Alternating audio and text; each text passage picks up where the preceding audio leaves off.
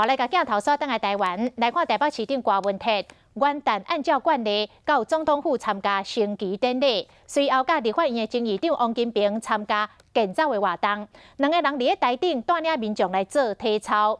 昨昨日啊，郭文泰来呛讲，民进党若甲炮讲对准民众党，就会使出着大绝招，要来支持韩国瑜。今仔日郭文泰继续来回应，讲这是要警告民进党，这个网军唔通拍了上超过。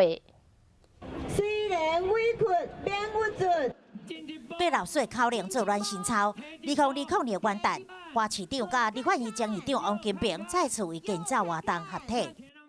两个人伫迄边咧讲细声话，只是选战进入最后阶段，外界嘛真好奇，到时阵总统票要投互谁？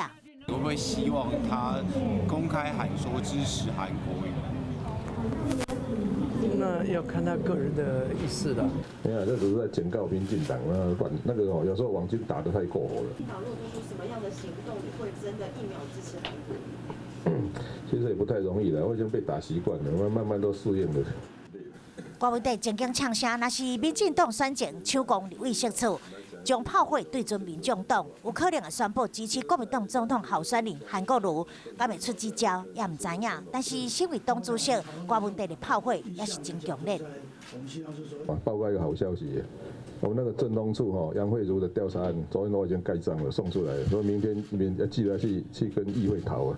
不是啊，因为是这样，因为一个案子可以跟台北市政府申请钱，也可以跟中央申请钱嘛，没有人看到全部。嘛，重新提出高雄市机制问题，政府财政收支违分法定政策，就算出来讲真忝啊，但是郭文泰元旦工作，为民众党唔敢放松。